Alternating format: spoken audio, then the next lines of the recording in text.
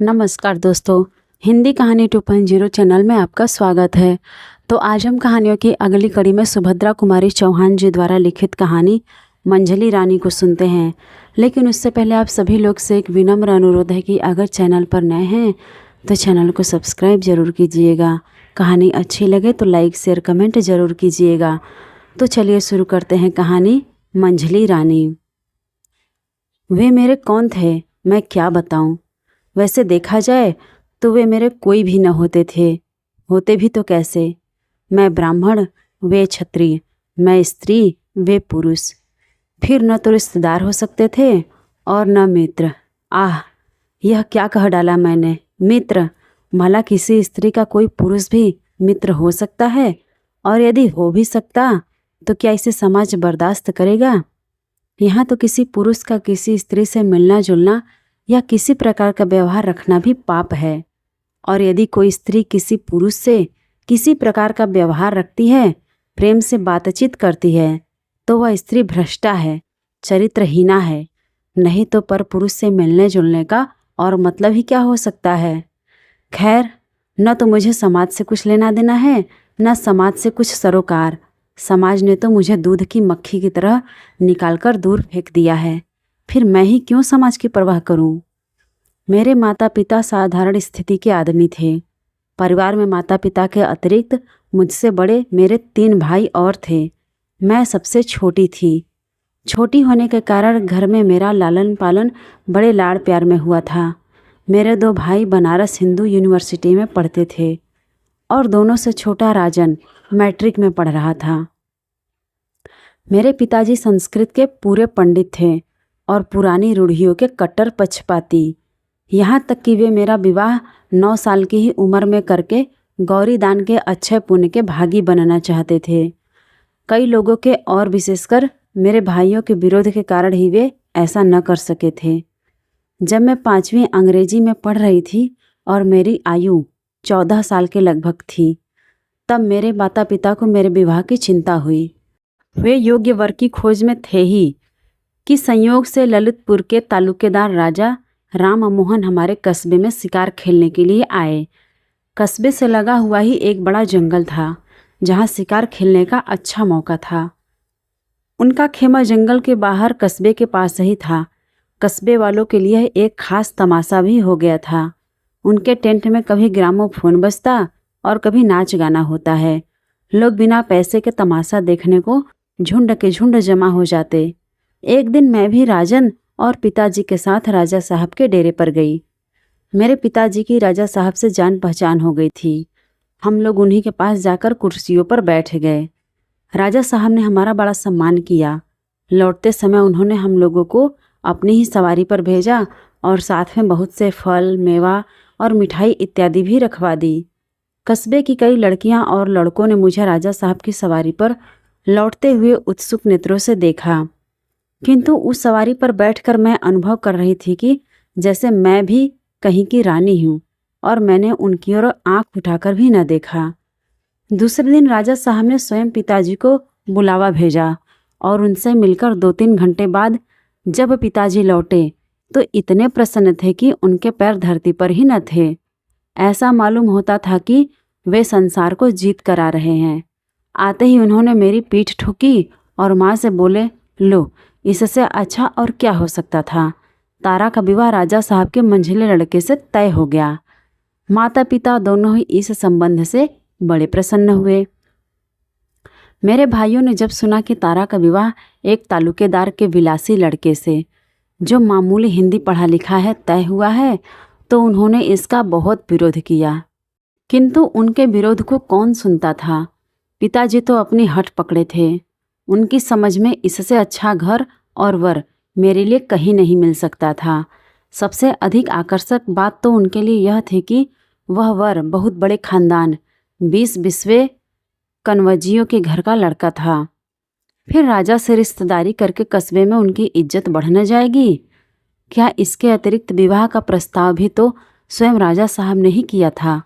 नहीं तो भला मामूली हैसियत के मेरे पिताजी यह प्रस्ताव कैसे ला सकते थे।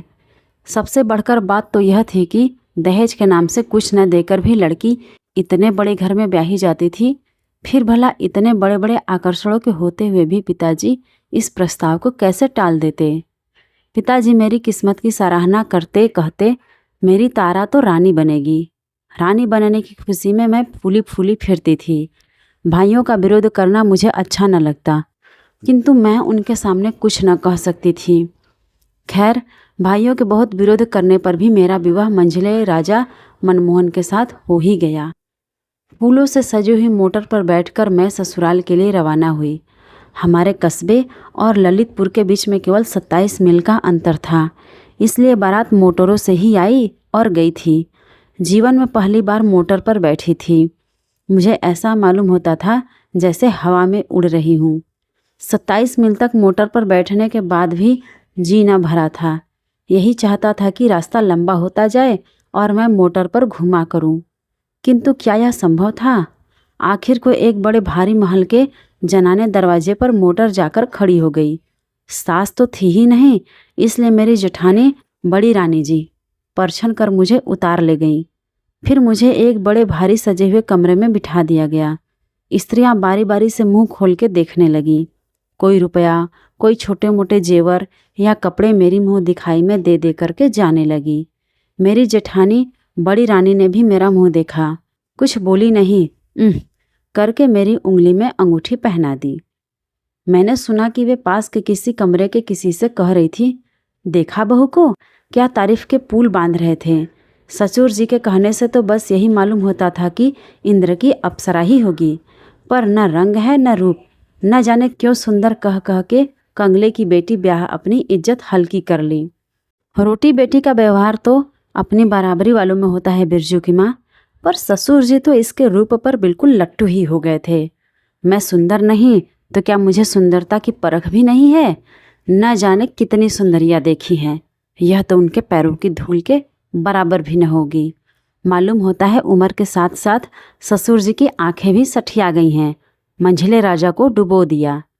बिरजू की माँ उनकी हाँ में हाँ मिलाते हुए बोली, सुंदर तो है रानी जी, जैसी आप लोग हैं वैसी ही है, पर अभी बच्ची है, जवान होगी तो रूप और निखर आएगा।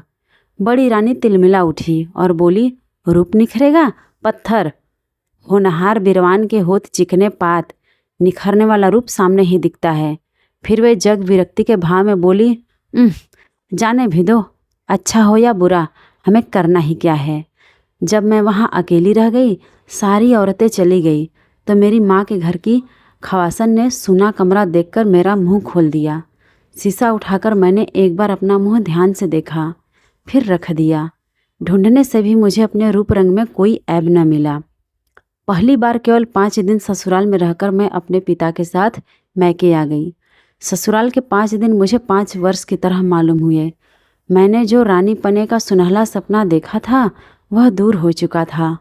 ससुराल से लौटकर मैंने तो कुछ नहीं कहा, किंतु खवासन ने वहाँ के सब हालचाल बतलाए। माँ ने कहा, तो क्या रानी केवल कहने के लिए होती है? भीतर का हाल हमारे घरों से भी गया बीता होता है। मैं अपनी माँ के साथ मुश्किल से महीना सवा महीना ही रह पाई थी कि मुझे बुलाने के लिए ससुराल से संदेशा आया। राजाओं की इच्छा के विरुद्ध तिल भर भी मेरे पिताजी कैसे जाते, न चाहते हुए भी उन्हें मेरी विदाई करनी पड़ी। इतनी जल्दी ससुराल जाना मुझे जरा भी अच्छा न लगा, परंतु क्या करती, लाचार थी मैं। सावन में जब सब लड़कियां ससुराल से मैके आती हैं, मैं ससुराल रूपी कैदखाने में बंद होने चली। देवर के साथ फिर मोटर पर बैठी। इस बार मैंने अपना छोटा सा हारमोनियम भी साथ रख लिया था। फिर ससुराल पहुंची। पहली बार तो मेरे साथ माँ के घर की खवासन थी। इस बार उस हारमोनियम और थोड़ी सी पुस्तकों को छोड़कर कुछ न था। मेरा जी एक कमरे में चुपचाप बैठे बैठे घबराया करता। घर में कोई ऐसा न था जिससे घंटे 2 घंटे बातचीत करके जी बहलाती। केवल छोटे राजा, मेरे देवर की बातें मुझे अच्छी लगती थी, किंतु वे भी मेरे पास कभी कभी और अधिकतर बड़ी रानी की नज़र बचाकर ही आते थे।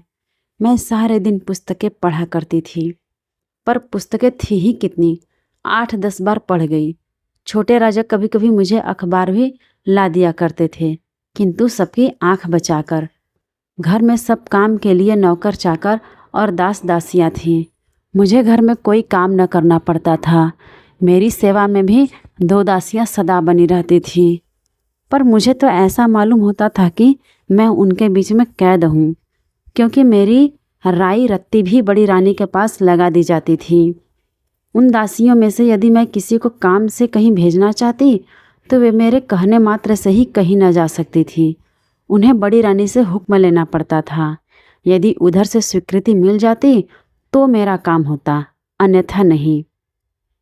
इसी प्रकार हर माह मुझे खजाने से हाथ खर्च के लिए 150 रुपये मिलते थे, किंतु क्या मजाल कि उनमें एक पाई भी महाराजा से पूछे बिना खर्च कर दूं। भीतर के शासन की बागडोर बड़ी रानी के हाथ में थी और बाहर की महाराजा मेरे ससुर के हाथ में। मेरे पति मंझले राजा बड़े ही विलासप्रिय, मदिरा सेवी, शिकार के शौकीन और न जाने क्या क्या थे। मैं क्या बताऊं, वे बहुत सुंदर भी थे, किंतु उनके दर्शन मुझे दुर्लभ थे। 4-6 दिन में कभी घंटे आध घंटे के लिए वे मेरे कमरे में आ जाते तो मेरा अहोभाग्य समझो। उनकी रूप माधुरी को एक बार जी भर पीने के लिए मेरी आंखें आज तक प्यासी हैं, किंतु मेरे जीवन में यह अवसर कभी न आया। इस दिखावटी वैभव के अंदर मैं किसी प्रकार अपने जीवन को घसीटे जा रही थी। इसी समय मेरे अंधकारपूर्ण जीवन में प्रकाश की एक सुनहली किरण का आगमन हुआ। छोटे राजा की उम्र 17-18 साल की थी। वे बड़े नेक और होनहार युवक थे। घर में पढ़ने लिखने का शौक केवल उन्हीं को था। छोटे राजा मैट्रिक की तैयारी कर रहे थे और एक मास्टर बाबू उन्हें पढ़ाया करते थे। घर में आने जाने की उन्हें पूर्ण स्वतंत्रता थी। घर में स्त्रियों की आवश्यक वस्तुएं बाहर से मंगवा देना भी मास्टर बाबू के ही जिम्मे था, इसलिए वे घर में सबसे ज़्यादा परिचित थे। विवाह के बाद से ही बड़ी रानी मुझसे नाराज़ थी। उन्हें मेरी चाल ढाल, रहन सहन जरा भी न सुहाती। वे हर बात में मेरे ऐब निकालने की फिराक में रहती। तिल का ताड़ बनाकर मेरी जरा जरा सी बात को वे परिचित या अपरिचित जो कोई आता उससे कहती। शायद वे मेरी सुंदरता को मेरे ऐबों से ढक देना चाहती थी। यही बात उन्होंने मास्टर बाबू के साथ भी की। वे तो घर में रोज ही आते थे और रोज उनसे मेरी शिकायत होने लगी, किंतु इसका असर उल्टा ही हुआ। मैंने देखा तिरस्कार की जगह मास्टर बाबू का व्यवहार मेरे प्रति अधिक मधुर और आदरपूर्ण होने लगा। छोटे राजा को मेरा गाना बहुत अच्छा लगता। वे बहुधा मुझसे गाने के लिए आग्रह करते। मुझे तो अब गाने बजाने की और कोई विशेष रुचि नहीं रह गई थी, किंतु छोटे राजा के आग्रह से मैं अब भी कभी कभी गा दिया करती थी। एक दिन की बात है, जाड़े के दिन थे, किंतु आकाश बादलों से ढका था। मैं अपने कमरे में बैठी एक मासिक पत्रिका के पन्ने उलट रही थी।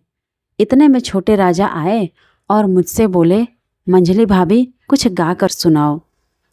मैंने बहुत टाल मटोल की, किंतु छोटे राजा न माने और उन्होंने बाजा उठाकर सामने रख दी। मैंने हारमोनियम पर गीत गोविंद का यह पद छेड़ा। बिहरत हरि हरि सरस बसंते, नृत्यति युवती जनेन सम सखी बिरही जनस्य दुरंते, ललित लवंग लता परिशीलन कोमल मलय समीरे, मधुकर निकर करम्बित कोकिल कूजत कुंज कुटीरे। मास्टर बाबू भी न जाने कैसे और कहाँ से आए और पीछे चुपचाप खड़े हो गए। छोटे राजा की मुस्कुराहट से मैं भाप गई। पीछे फिरकर जो उन्हें देखा तो हारमोनियम सरकाकर मैं चुपचाप बैठ गई। वे भी हंसकर वहीं बैठ गए। बोले, मंझली रानी आप इतना अच्छा गा सकती हैं, मैंने आज ही जाना। छोटे राजा बोले, अच्छा न गाती होती तो क्या मैं मूर्ख था जो इनके गाने के पीछे अपना समय नष्ट करता। इधर यह बातें हो ही रही थी कि दूसरी तरफ से पैर पटकती हुई बड़ी रानी कमरे में आई। क्रोध से बोली, यह घर तो अब भले आदमी का घर कहने लायक ही नहीं रह गया। लाज शर्म तो सब जैसे धोके पी ली हो। बाप रे बाप, हद हो गई।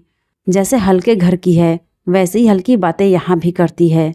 पास पड़ोस वाले सुनते होंगे तो क्या कहते होंगे, यही ना कि मंझले राजा की रानी रंडियों की तरह गा रही है। बाबा रे बाबा, इस स्कूल में तो ऐसा कभी नहीं हुआ। कुल को तो न लजवाओगी देवी। बाप के घर जाना तो भीतर क्या, चाहे सड़क पर गाती फिरना, किंतु यहाँ यह सब न होने पावेगा। तुम्हें क्या, घर के भीतर बैठी बैठी चाहे जो कुछ करो, वहाँ आदमियों की नाक तो कटती है। एक सांस में इतनी सब बातें कह के बड़ी रानी चली गई। मैंने सोचा शराब पीकर रंडियों की बाह में बाह डालकर टहलने में नाक नहीं कटती, गरीबों पर मनमाने जुल्म करने पर नाक नहीं कटती, नाक कटती है तो मेरे गाने से। सो अब मैं बाजे को कभी हाथ नहीं लगाऊंगी। उस दिन से फिर मैंने बाजे को कभी नहीं छुआ और न छोटे राजा ने ही कभी मुझसे गाने का आग्रह किया। यदि वे आग्रह करते तब भी मुझ में बाजा छूने का साहस न था। इस घटना के कई दिन बाद एक दिन मास्टर बाबू छोटे राजा को पढ़ाकर ऊपर से नीचे उतर रहे थे और मैं नीचे से ऊपर जा रही थी। आखिरी सीढ़ी पर ही उनसे मेरी भेंट हो गई। वे ठिठक गए, बोले, कैसी हो मंझली रानी? जीती हूँ, खुश रहा करो। इस प्रकार रहने से आखिर कुछ लाभ? जी को कैसे समझाऊं मास्टर बाबू? अच्छी अच्छी पुस्तकें पढ़ा करो, उनसे अच्छा साथी संसार में तुम्हें कोई न मिलेगा। पर मैं अच्छी अच्छी पुस्तकें लाऊं कहाँ से? लाने का जिम्मा मेरा। यदि आप अच्छी पुस्तकें ला दिया करें तो इससे अच्छी बात और क्या ही हो सकती है। यह कौन बड़ी बात है मंझली रानी, मेरे पास बहुत सी पुस्तकें रखी हैं, उनमें से कुछ मैं तुम्हें ला दूंगा। इस कृपा के लिए उन्हें धन्यवाद देती हुई मैं ऊपर चली और वे बाहर चले गए। मैंने ऊपर आंख उठाकर देखा तो बड़ी रानी खड़ी हुई तीव्र दृष्टि से मेरी ओर देख रही थी। मैं कुछ भी न बोलकर नीचे निगाह किए हुए अपने कमरे में चली गई। दूसरे दिन मास्टर बाबू समय से कुछ पहले ही आए। उनके हाथ में कुछ पुस्तकें थीं। वे छोटे राजा के कमरे में न जाकर सीधे मेरे कमरे में आए और बाहर से ही आवाज़ दी, किंतु दोनों दासियों में से इस समय एक भी हाजिर न थी। इसलिए मैंने ही उनसे कहा, आइए मास्टर बाबू। वे आकर बैठ गए। किताबों और लेखक के नाम बतलाकर वे मुझे किताबें देने लगे। ये महात्मा गांधी की आत्मकथा के दोनों भाग हैं। यह है बाबू प्रेमचंद जी की रंगभूमि, इसके भी 2 भाग हैं। यह मैथिली बाबू का साकेत और यह पंत जी का पल्लव। इसके अतिरिक्त और भी बहुत सी पुस्तकें हैं।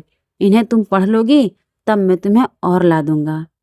इसके बाद वे साकेत उठाकर उर्मिला से लक्ष्मण की विदा का जो सुंदर चित्र मैथिली बाबू ने अंकित किया है मुझे पढ़कर सुनाने लगे। इतने में ही मुझे वहाँ बड़ी रानी की झलक दिख पड़ी और इसके साथ मेरे कमरे के दोनों दरवाजे फटाफट बंद हो गए। मास्टर बाबू ने एक बार मेरी तरफ फिर दरवाजे की तरफ देखा।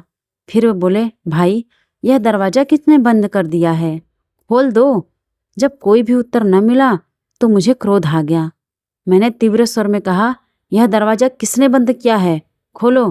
क्या मालूम नहीं है कि हम लोग भीतर बैठे हैं? बड़ी रानी की कर्कश आवाज़ सुनाई दी, ठहरो, अभी खोल दिया जाएगा। तुम लोग भीतर हो यही दिखाने के लिए तो दरवाज़ा बंद किया गया है, पर देखने वाले भी तो जरा यहाँ आ जाएं। यह नारकी लीला अब ज़्यादा दिन न चल सकेगी। नारकी लीला? मेरा माथा ठनका। हे भगवान, क्या पुस्तक पढ़ना भी नारकी लीला है? इस प्रकार लगभग 15 मिनट हम लोग बंद रहे। गुस्से में मास्टर बाबू का चेहरा लाल हो रहा था। उधर बाहर बड़े राजा, मंझले राजा और महाराजा जी की आवाज़ मुझे सुनाई दी और उसके साथ ही कमरे का दरवाज़ा खुल गया। बड़ी रानी बोली, मेरी बातों पर तो कोई विश्वास ही नहीं करता। अब अपनी अपनी आँखों से देखो। आंखें धोखा तो नहीं खा रही हैं? आज तक मैंने मंझले राजा की बिलासी मूर्ति देखी थी, आज मैंने उनका रुद्र रूप भी देखा। क्रोध से पैर पटकते हुए वे बोले, किरण कुमार, इस कमरे में तुम किसके हुक्म से आए? मास्टर बाबू भी उसी स्वर में बोले, मुझे किस कमरे में जाने का हुक्म नहीं है। बड़े राजा बोले, मास्टर बाबू अब यहाँ से चले जाओ, इसी में तुम्हारी कुशल है। वे मुझे ऐसी कुशल नहीं चाहिए। मैं पापी नहीं हूँ जो कायर की तरह भाग जाऊँगा।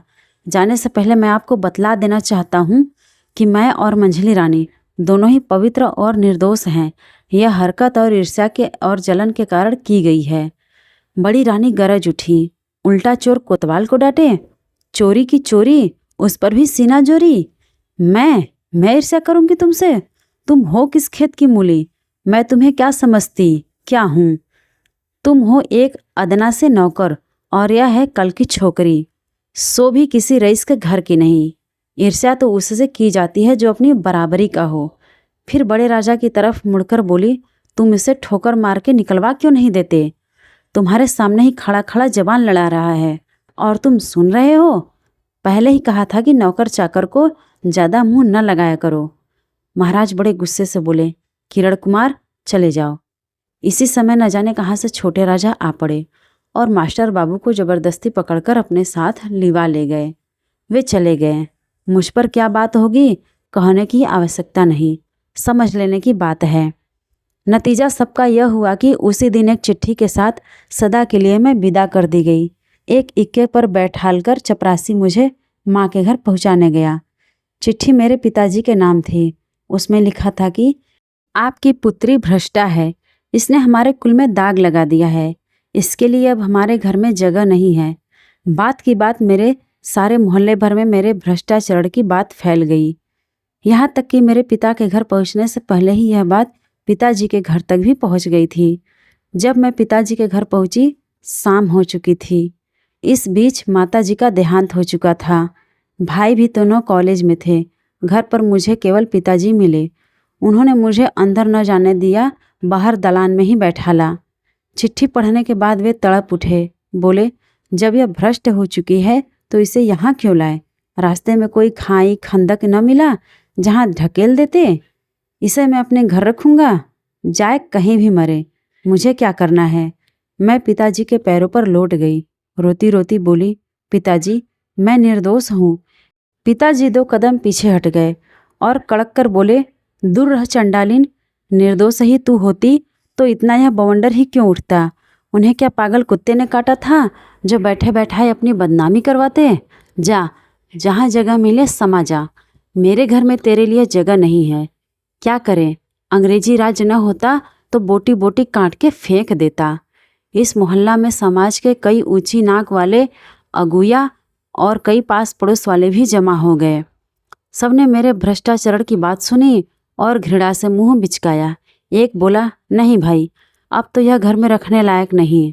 जब ससुराल वालों ने ही निकाल दिया तो क्या पंडित राम भजन अपने घर में रखकर जात में अपना हुक्का पानी बंद करवाएंगे? दूसरे ने पिताजी पर पानी चढ़ाया। अरे भाई, घर में रखे तो रखने दो, इनकी लड़की है, पर हम तो पंडित जी के दरवाजे पर पैर न देंगे। मैं फिर एक बार भीतर जाने के लिए दरवाजे की तरफ झुकी, किंतु पिताजी ने एक झटके के साथ मुझे दरवाजे के कई हाथ दूर फेंक दिया। कुल में दाग तो मैंने लगा ही दिया था। वे मुझे घर में रखकर क्या जात बाहर भी हो जाते? मैं दूर जा गिरी और गिरकर बेहोश हो गई। मुझे जब होश आया, मेरे घर का दरवाज़ा बंद हो चुका था और मोहल्ले भर में सन्नाटा छाया हुआ था। केवल कभी कभी 1-2 कुत्तों के भौंकने का शब्द सुनाई पड़ता था। मैं उठी, बहुत कुछ सोचने के बाद स्टेशन की तरफ चली। एक कुत्ता भौंक उठा, जैसे कह रहा हो कि अब इस मोहल्ले में तुम्हारे लिए जगह नहीं है। जब मैं स्टेशन पहुंची, एक गाड़ी तैयार खड़ी थी। बिना कुछ सोचे समझे मैं गाड़ी के एक जनाने डिब्बे में बैठ गई। गाड़ी कितनी देर तक चलती रही, कहाँ कहाँ खड़ी हुई, कौन कौन से स्टेशन बीच में आए, मुझे कुछ पता नहीं। किंतु सवेरे जब ट्रेन कानपुर पहुंचकर रुक गई और एक रेलवे कर्मचारी ने आकर मुझे उतरने को कहा तो मैं जैसे चौंक सी पड़ी। मैंने देखा पूरी ट्रेन यात्रियों से खाली हो गई है। स्टेशन पर भी यात्री बहुत कम थे। ट्रेन से उतरकर मेरी समझ में ही न आता था कि कहाँ जाऊं। कल इस समय तक जो एक महल की रानी थी, आज उसके खड़े होने के लिए भी स्थान न था। बहुत देर बाद मुझे एकाएक ख्याल आया कि सत्याग्रह संग्राम तो छिड़ा ही हुआ है, क्यों न मैं भी चलकर स्वयं सेविका बन जाऊं और देश सेवा में जीवन बिता दूं। पूछती हुई मैं किसी प्रकार कांग्रेस दफ्तर पहुंची। वहां पर 2-3 व्यक्ति बैठे थे। उन्होंने मुझसे पूछा कि मेरे पास किसी कांग्रेस कमेटी का प्रमाण पत्र है? मैंने कहा नहीं, तो उन्होंने मुझे स्वयं सेविका बनाने से इनकार कर दिया। इसके बाद मैं इसी प्रकार कई संस्थाओं और सुधारकों के दरवाजे भटकी, किंतु मुझे कहीं भी आश्रय न मिला। विवश होकर मैं भूखी प्यासी चल पड़ी, किंतु कहाँ जाती। थक कर एक पेड़ के नीचे बैठ गई। मैंने अपनी अवस्था पर विचार किया। मैं आज रानी से पथ की भिखारिन हो चुकी थी। मेरे सामने अब भिक्षावृत्ति को छोड़कर दूसरा उपाय ही क्या था। इसी समय न जाने कहाँ से एक भिखारिन बुढ़िया भी उसी पेड़ के नीचे कई छोटी छोटी पोटलियाँ लिए हुए आकर बैठ गई। बड़े इत्मीनान के साथ अपने दिन भर के मांगे हुए आटे दाल चावल को अपने चिथड़े में अच्छी तरह बांधकर बुढ़िया ने मेरी तरफ देखा। मैंने भी उसकी ओर देखा। दुख में भी एक प्रकार का आकर्षण होता है, जिसने क्षण भर में ही हम दोनों को एक कर दिया। भिखारिन बहुत बुढ़िया थी। उसे आँख से कम दिखाई पड़ता था। भिक्षावृत्ति करने के लिए अब उसे किसी साथी या सहारे की ज़रूरत थी। मैं उसी के साथ रहने लगी। कई बार मैंने आत्महत्या करनी चाहिए, किंतु उस समय ऐसा मालूम होता था कि जैसे कोई हाथ पकड़ लेता हो। मैं आत्मघात भी न कर सकी। लगातार 1 साल तक भिखारिन के साथ रहकर मुझे भीख मांगना न आया। आता भी कैसे? मैं बुढ़िया का हाथ पकड़कर उसे सहारा देती हुई चलती। भीख वहीं मांगा करती। मैं जवान थी, सुंदर थी। फटे चिथड़े और मैले कुचले वेश में भी मैं अपना रूप न छिपा सकती। मेरा रूप ही हर जगह मेरा दुश्मन हो जाता। अपने सतीत्व की रक्षा हेतु मुझे बहुत सचेत रहना पड़ता था और इसलिए मुझे जल्दी जल्दी स्थान बदलना पड़ता था। मेरे बदन की साड़ी फटकर तार तार हो गई थी। बदन ढकने के लिए साबित कपड़ा भी न था। प्रयाग में माघी अमावस्या के दिन बड़ा भारी मेला लगता है। बुढ़िया ने कहा, वहाँ चलने पर हमें 3-4 महीने भर के खाने को मिल जाएगा और कपड़ों के लिए पैसे भी मिल जाएंगे। मैं बूढ़ी के साथ पैदल ही प्रयाग के लिए चल पड़ी। मांगते खाते कई दिनों में हम लोग प्रयाग पहुँचे। यहाँ पूरे महीने भर मेला रहता है। दूर दूर के बहुत से यात्री आते हैं। हम लोग रोज सड़क के किनारे एक कपड़ा बिछाकर बैठ जाते और दिन भर भिक्षा मांगकर शाम को एक पेड़ के नीचे अलाव जलाकर सो जाते। एक दिन इसी प्रकार शाम को जब हम दिन भर की भिक्षावृत्ति के बाद लौट रहे थे, एक बग्घी निकली जिसमें कुछ स्त्रियां थीं। बुढ़िया एक पैसे के लिए हाथ फैलाकर गाड़ी के पीछे पीछे दौड़ी। कुछ देर बाद गाड़ी के अंदर से एक पैसा फेंका गया।